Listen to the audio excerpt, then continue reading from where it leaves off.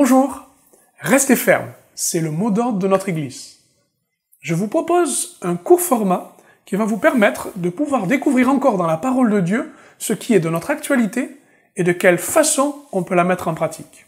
Pour cela, 3 choses. Un personnage biblique, un enfermement et une vérité qui est tout à fait possible de mettre en pratique. Nous y allons ? Premier personnage, c'est Jonas.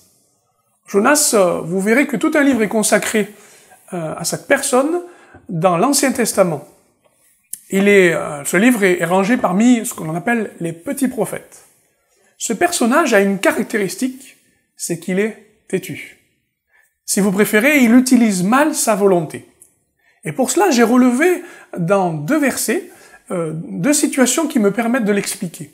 Au premier chapitre, il nous dit que lorsque Jonas se leva, il s'est enfui en direction de la ville de Tarsis, loin de la face de l'Éternel.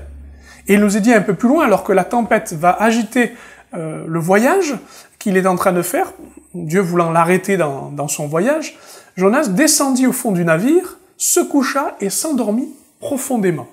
Qu'est-ce que cela veut dire ? Cela veut dire que les gens têtus utilisent mal leur volonté. Soit ils l'utilisent contre eux-mêmes et contre Dieu, ils finissent par désobéir, ils ont mis toute leur volonté à résister, et cela nous arrive si souvent, mais aussi, ils l'utilisent pour laisser faire complètement.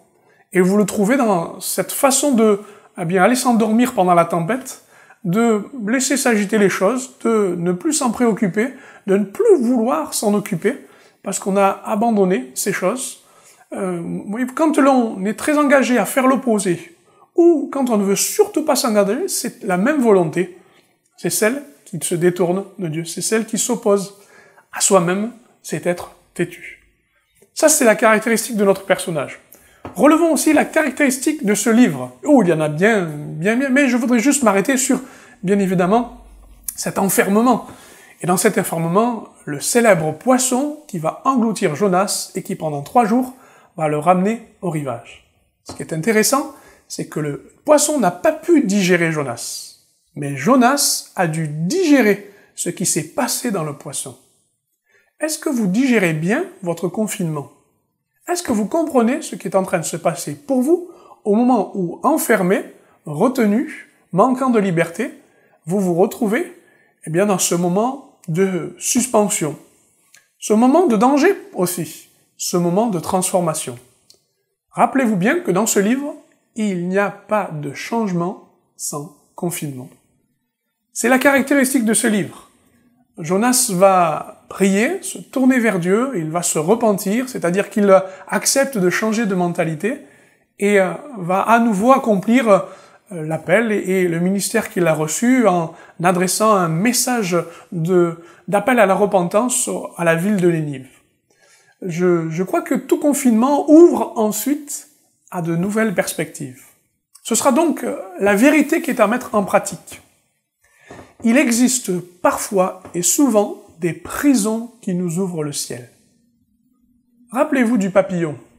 Avant qu'il ne s'envole, il fallait qu'il soit transformé dans une chrysalide.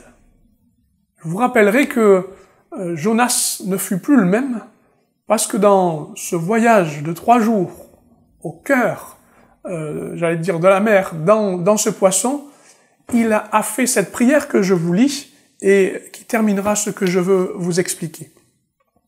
Dans ma détresse, j'ai invoqué l'Éternel et il m'a exaucé. Du sein du séjour des morts, j'ai crié et tu as entendu ma voix.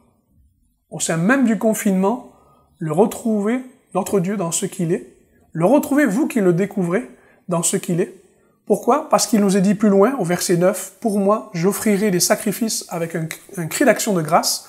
J'accomplirai les vœux que j'ai faits.